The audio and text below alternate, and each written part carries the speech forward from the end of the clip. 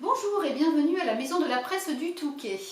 Nous poursuivons le fil de nos interviews et aujourd'hui c'est Laurence Perrin qui s'est prêtée au jeu et elle va nous présenter son dernier roman qui s'intitule Les jours brûlants et qui parut le 27 mai dernier aux éditions Calman Lévy. Alors, pour vous présenter rapidement Laurence Perrin, c'est une ancienne journaliste qui a décidé de se lancer dans l'écriture et depuis, ses romans connaissent un véritable succès. J'ai pour mémoire La drôle de vie de Z. Dazonc, qui a d'ailleurs obtenu le prix Maison de la Presse. Il y a également eu Anna, Miss Cyclone, le magnifique L'aile des Vierges. Il y a eu l'année dernière Ma chérie. Et le véritable talent de Laurence Perrin, c'est de décrire de magnifiques portraits de femmes qui vont évoluer tout au long du roman et ce sont des femmes fortes comme je les aime et on prend un véritable plaisir à lire ces romans.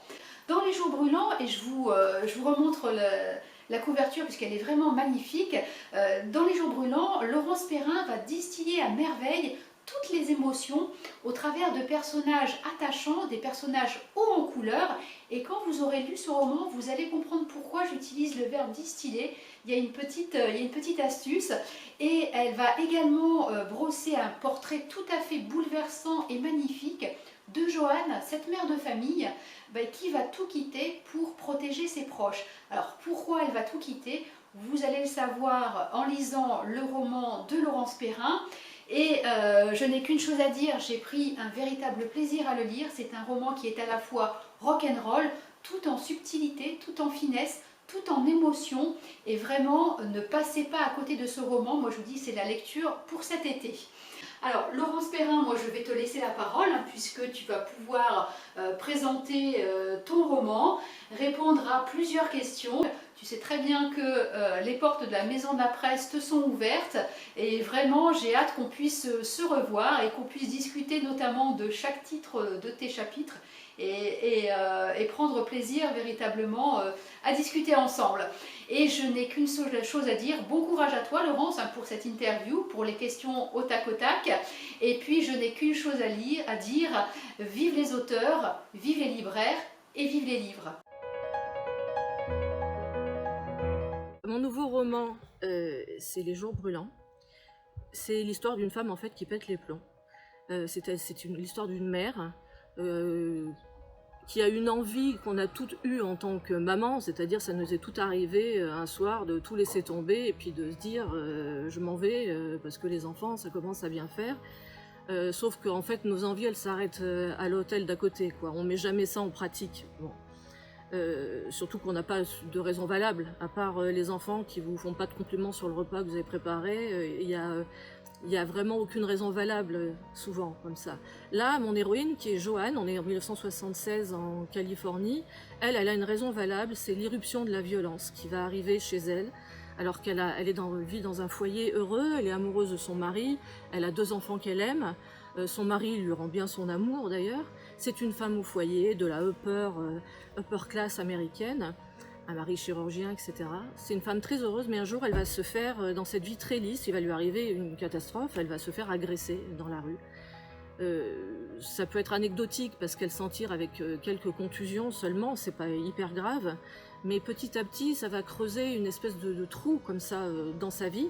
Elle va pas s'en remettre, des mots, des insultes qu'elle a entendues et du fait qu'on l'ait poussée par terre, qu'on ait été violent avec elle, elle va avoir du mal à s'en remettre et petit à petit, d'une manière très insidieuse, elle va se mettre à changer un petit peu de comportement chez elle, à faire des choses un peu folles, à changer de caddie au supermarché pour s'imaginer une autre vie, enfin des choses comme ça, jusqu'au jour où il va y avoir le caddie de trop, c'est-à-dire que dans le caddie qu'elle échange, on va trouver une bouteille de vodka et comme elle s'est jurée de jamais rien reposer, eh ben, elle va boire la bouteille de vodka, elle va se retrouver en cellule de dégrisement. Et son mari va prononcer une phrase qui est terrible pour elle. Il va lui dire « Tu me fais peur et tu fais peur aux enfants ». Et à partir de là, c'est une chose qui pour elle est insupportable parce que dans sa famille, elle a l'impression d'être un peu la pomme pourrie dans le panier. Elle a l'impression que sa présence est toxique pour ses enfants, pour son mari. Et elle va faire ce choix, qui n'en est pas vraiment un d'ailleurs, de partir, de s'enfuir loin, à Las Vegas, pour les laisser tranquilles, simplement, parce qu'elle se sent plus à sa place. Comment je me suis inspirée? Je me suis inspirée en fait de plusieurs idées que j'avais. Déjà, je voulais parler de ce phénomène en fait des gens qui disparaissent et dont on retrouve jamais la trace. J'avais aussi une autre idée, c'était que je voulais parler beaucoup de rock et je voulais parler de comment on devient une égérie d'une chanson rock en fait. C'était ces deux idées que j'avais en tête. Comment une femme banale peut devenir l'égérie d'une chanson rock. Alors je ne veux pas trop en dévoiler à ce sujet-là, mais comment je me suis inspirée? Je me suis inspirée de moi-même, de mes copines, de ces conversations qu'on peut avoir entre femmes. Ah, je pense que chacun trouve midi à sa porte, donc il n'y a pas de réponse à ça en fait. Il y a des femmes qui sont heureuses chez elles à élever leurs enfants, il y en a d'autres qui ne peuvent pas rester chez elles parce qu'elles ont envie d'avoir une carrière. Ça, à l'époque de Joanne, puisqu'on est en 1976, c'est vrai que les deux existaient encore. Là maintenant, ça existe de moins en moins, les femmes au foyer, comme ça. Mais en tout cas, le principal, c'est d'être heureux, c'est tout, hein, tout bêtement. Alors, c'est pas vraiment une disparition volontaire, mais j'ai beaucoup pensé à une de mes filles qui s'est fait agresser il y a quelques années d'une manière complètement gratuite en rentrant du collège. Et je pense que ça l'a plus traumatisée que ce qu'elle a bien voulu dire, c'est-à-dire que pendant quelques temps après, elle n'a pas voulu faire grand-chose, et elle est partie aux États-Unis, et elle n'est pas rentrée, elle est très heureuse là-bas. Et je pense que ça a été un déclencheur pour elle. Alors, il y a peut-être eu, en écrivant le livre, j'ai peut-être un petit peu pensé à ça aussi. Ah, Beverly, la grande Beverly, la grande blonde all-américaine. Donc, pour ceux qui ont déjà lu le livre, vous voyez à qui je fais référence, c'est quelqu'un qui n'a pas la langue dans sa poche. Et elle fait partie des gens, enfin des femmes que Joanne va rencontrer lors de son périple, sur lequel je ne peux pas en dire bien davantage.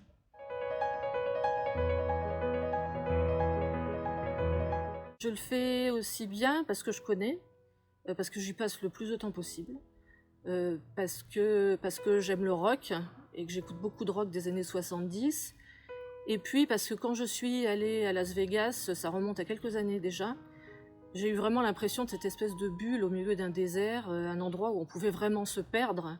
Et je suis fascinée, je suis observatrice, et j'aime bien parler des endroits que je connais. Et je parle toujours d'endroits que je connais. Et c'est pour ça que peut-être les choses paraissent aussi réelles.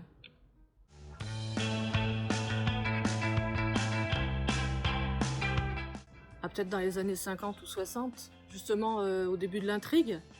Quand on était encore libre, quand il n'y avait pas les réseaux sociaux pour nous juger tout le temps, quand les gens aimaient bien s'amuser. Puis je trouve qu'à cette époque, les gens étaient curieusement... on se prétend être très libre maintenant, mais je pense qu'ils l'étaient beaucoup plus à cette époque en fait. Dans les années 50 ou 60, on n'avait pas peur de grand-chose. Hungry Heart de Bruce Springsteen, un cœur affamé. Oh là là, alors là, ça va être difficile. Qu'est-ce que je peux bien répondre? Et de New York, évidemment, New York. Et aussi Key West. J'ai eu un gros coup de cœur pour Key West quand j'y suis allée. Plus que je m'y vois vivre, c'est que j'ai le projet très très formel d'y partir dans pas très longtemps. Je sais pas du tout. Mon auteur américain préféré, ça pourrait être... moi, je lis énormément de polar, je lis surtout ça. Donc, j'ai longtemps été une accro complète de Stephen King, et là, j'avoue que depuis quelques années, j'y arrive moins. Donc, je pense qu'il y a une période pour tout, donc là, je suis plus diverse, maintenant.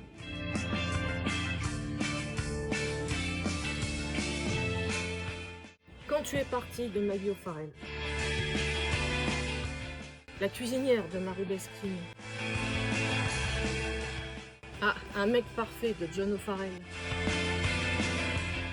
Le cinéma. Féminine. Margarita et Cosmo.